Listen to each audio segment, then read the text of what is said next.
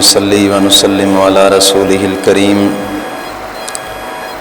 أما بعد فأعوذ بالله من الشيطان الرجيم بسم الله الرحمن الرحيم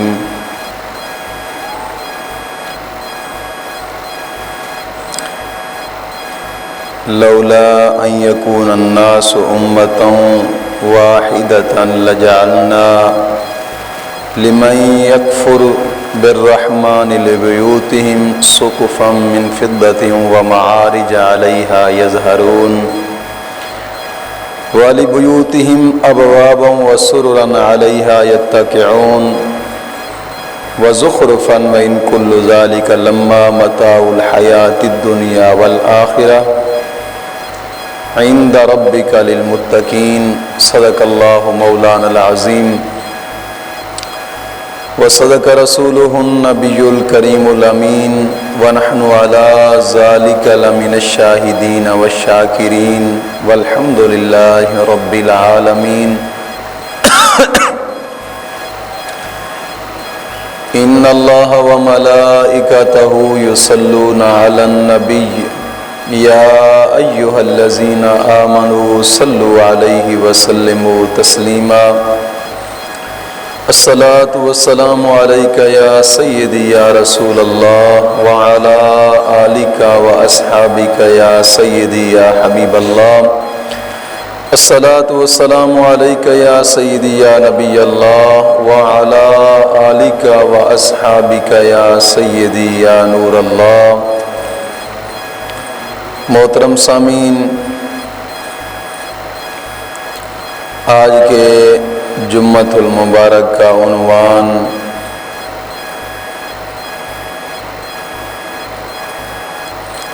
مومن کی دنیا اور آخر کافر کی دنیا،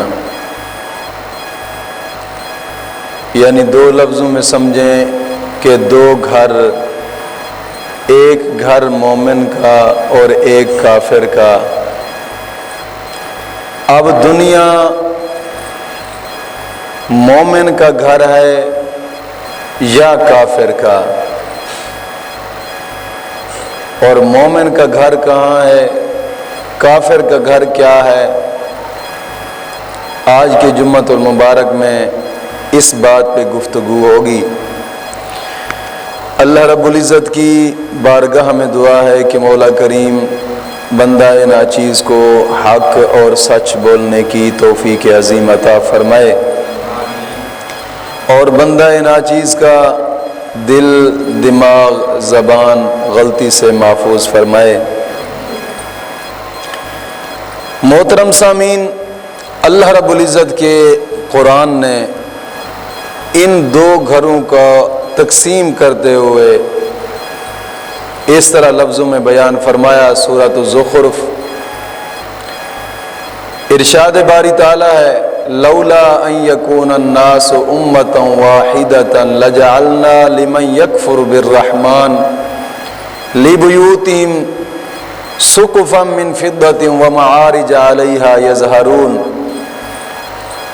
وَلِبُيُوتِهِمْ أَبْوَابًا وَسُرُرًا عَلَيْهَا يَتَّكِئُونَ وَزُخْرُفًا وَإِنْ كُلُّ ذَلِكَ لَمَّا مَتَاعُ الْحَيَاةِ الدُّنْيَا وَالْآخِرَةُ عِنْدَ رَبِّكَ لِلْمُتَّقِينَ۔ اللہ فرماتا ہے کہ اگر یہ بات نہ ہوتی کہ کمزور ایمان والے لوگ اپنے ایمانوں کو چھوڑ کر کافروں کے پیچھے چل پڑیں گے۔ ترجمے کو سمجھیے گا ذرا۔ اللہ فرماتا ہے اگر یہ بات نہ ہوتی کہ کمزور ایمان والے لوگ اپنے ایمانوں کو چھوڑ کر کافروں کے پیچھے چل پڑیں گے تو ہم کافروں کے گھروں کی چھتیں سونے اور چاندی کی بنا دیتے۔ کافروں کے گھروں کی چھتیں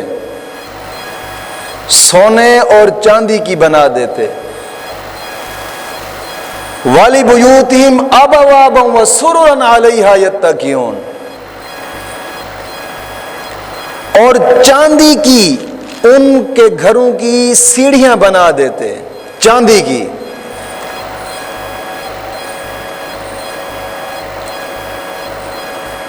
جن پر وہ چڑھتے، اور ان کے گھروں کے دروازے اور ان کے گھروں کے پلنگ اللہ فرماتا ہے ہم چاندی اور سونے کے بنا دیتے،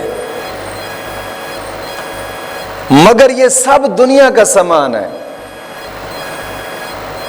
ذالک لما متاع الحیات الدنیا، مگر یہ سب دنیا کا سامان ہے، اور آخرت ساری کی ساری متقی اور ایماندار لوگوں کے لیے ہے۔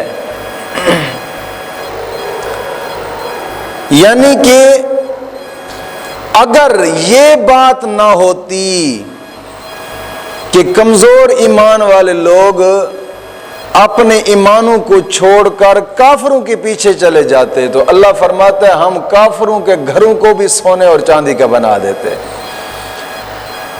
ان کے گھروں کے اندر جو سیڑھیاں تھیں وہ سیڑھیاں بھی چاندی اور سونے کی بنا دیتے، جو پلنگ ہیں وہ پلنگ بھی سونے اور چاندی کے بنا دیتے۔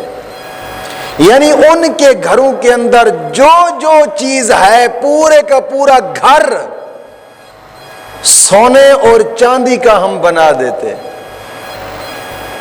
اگر یہ بات نہ ہوتی کہ کمزور لوگ اپنے ایمان چھوڑ کر کافروں کے پیچھے چل پڑیں گے، مطلب کیا کہ دنیا کی ہوس ان کو تباہ و برباد کر ڈالے گی۔ کیوں؟ اللہ فرماتا ہے کہ یہ دنیا کا سامان ہے، یہ سب کا سب، سارے کا سارا سامان دنیا کا سامان ہے، اور آخرت ساری کی ساری متقی اور ایماندار لوگوں کے لیے ہے۔ اس آیت کریمہ سے ایک بات یہ ثابت ہوتی ہے کہ دنیا کا گھر کافروں، منافقوں اور دشمنوں کے لیے ہے۔ ان کا آخرت میں کچھ حصہ نہیں ہے، اور مومن کا سارا گھر جو ہے نا وہ آخرت میں ہے، اس کا دنیا میں کچھ حصہ نہیں ہے۔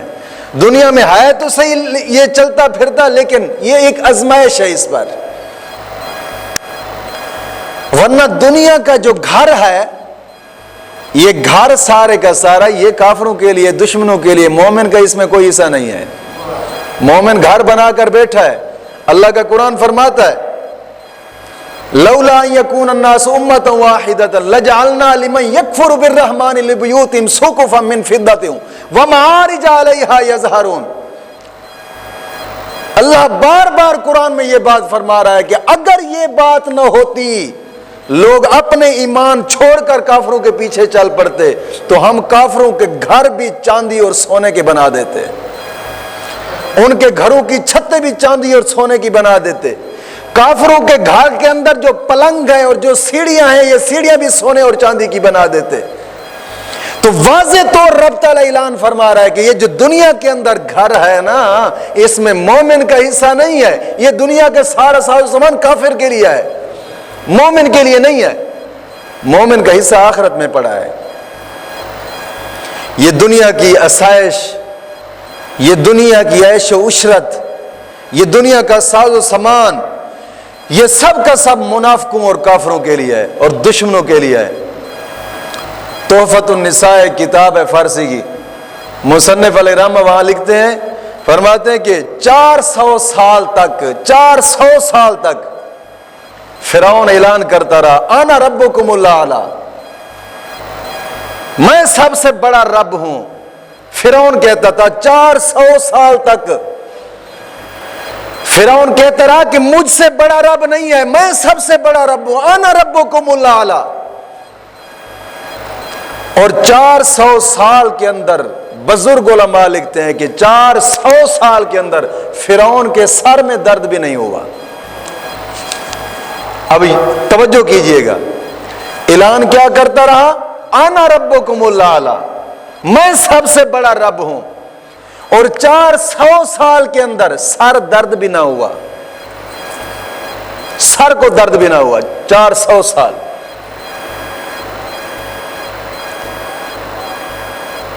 ادھر آقا کریم صلی اللہ تعالی علیہ وسلم جو تمام انبیاء کے سردار ہیں، امام الانبیاء، آپ کو جب بخار ہوتا تھا نا، اتنا تیز بخار ہوتا تھا کہ 2 آدمیوں کو وہ بخار ہو جائے تو وہ 2 آدمی بھی بخار برداشت نہ کر سکے، حضور کو اتنا بخار ہوتا تھا۔ رب کے پیارے تھے آقا کریم صلی اللہ علیہ وسلم نے، تبھی تو فرمایا نا کہ میری امت میں سے اگر کسی کو بخار بھی ہو جائے اور وہ اس تکلیف پہ صبر کر لے تو مولا کریم اس بخار کے بدلے ہی اس کے گناہوں کو معاف فرمائے گا۔ یہ رب کی رحمت ہے۔ اور جو 400 سال اپنے رب ہونے کا دعویٰ کرتا رہا، اس کے سر میں بھی درد نہ ہوا، اور سب سے بڑی بات یہ ہے رب تعالیٰ نے اس کو گھر کے اندر ذلیل و رسوا بھی نہ کیا، غرق بھی گھر کے اندر نہ، ورنہ گھر کو پورے کے پورے محل کو اس کے اوپر گرا سکتا تھا، کیوں نہ گرایا؟ بزرگ علماء فرماتے ہیں اس کے گھر کے آگے ایک ہی لفظ لکھا ہوا تھا، بسم اللہ، صرف اس رب کے نام کے صدقے مولا کریم نے اس کو محل کے اندر غرق نہ کیا، پاک نام تھا اس کے گھر کے محل کے جناب علی اوپر۔ ادھر دشمن کہ جن کے بارے میں رب تعالیٰ قرآن میں فرماتا ہے اگر کمزور ایمان والوں کی بات نہ ہوتی، اگر یہ بات نہ ہوتی کہ کمزور ایمان والے لوگ اپنے ایمان چھوڑ کر کافروں کے پیچھے چل پڑتے، اللہ فرماتا ہے ہم کافروں کے گھروں کی چھتیں اور ان کے دیواریں اور ان کے پلنگ، ان کے گھروں کے جناب علی سیڑھیاں سب چاندی اور سونے کی بنا دیتے، اور پھر ادھر کوئی تکلیف نہیں، اگرچہ رب ہونے کا دعویٰ کر رہا ہے کافر نمرود، سر میں درد بھی نہیں ہو رہا، ادھر امام الانبیاء ہے، بخار اتنا ہوتا ہے کہ 2 آدمیوں کو وہ بخار برداشت نہ کر سکیں۔ تو واضح طور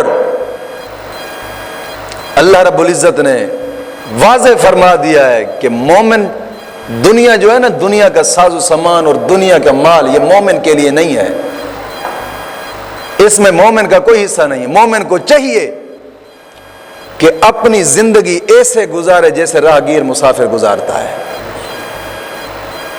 راہگیر مسافر جیسے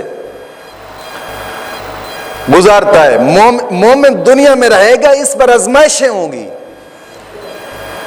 کیونکہ مومن کے لیے یہ آزمائش کا ایک پنجرہ ہے، جتنا ٹائم دنیا میں رہے گا اس پر آزمائش ہی آزمائش، آزمائش ہی آزمائش، آزمائش ہی آزمائش، اور آزمائش پر صبر کرتا جائے گا، مولا کریم اس کے درجات بلند کرتا جائے گا۔